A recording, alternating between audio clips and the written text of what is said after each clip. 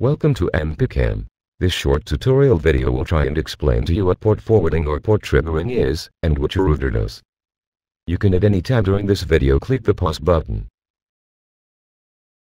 Port forwarding and port triggering are the same, only the term differs by supplier.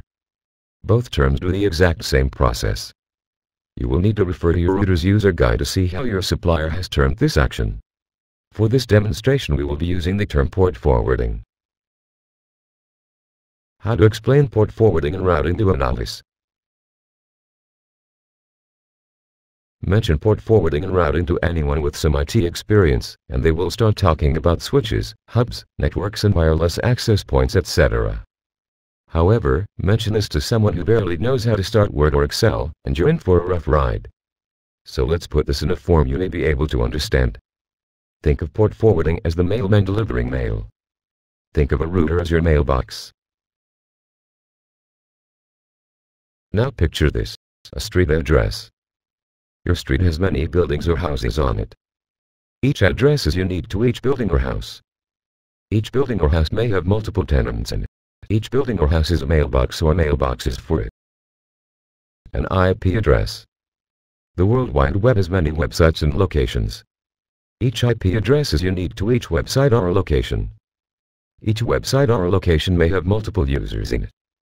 Each website or location has a router or routers in it.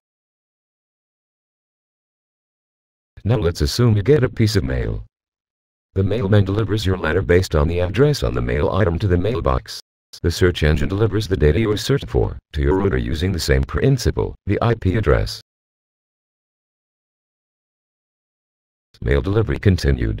The mailman does not know what room you live in, or what floor, so he just drops the mail to the mailbox.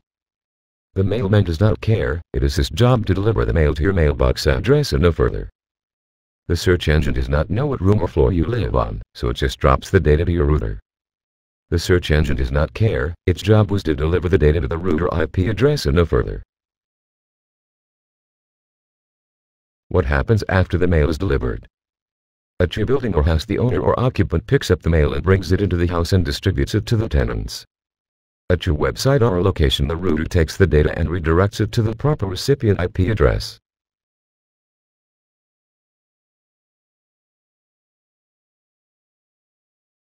So it might look something like this. The mailman goes to your street, locates your street address, delivers mail corresponding to your street address to the mailbox.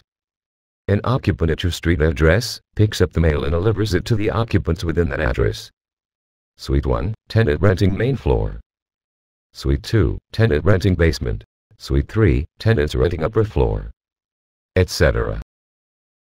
The search engine goes to your address, locates your IP address, delivers data corresponding to your IP address to the router. The router takes the data and redirects it to the computer or device within your address which requested it. Port 1, tenant main floor, IP 172.16.254.1. Port 2, tenant basement, IP 172.16.254.2. Port 3, tenant upper floor, IP 172.16.254.3, etc. This theory may have flaws in it, but it's probably the easiest way of explaining port forwarding and routing to someone with very little or no IT experience.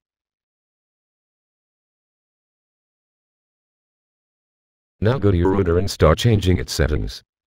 See if you can successfully set your port forwarding or port triggering settings for each of your individual devices to specific ports and dedicated IP addresses. This concludes the MPcam tutorial video on explaining port forwarding and routers. Be sure to check out other short MPcam videos showing how to connect using port forwarding. We have several videos using top router brands. You can view them either on YouTube or by visiting our website www.mpcam.com/mpcam-video.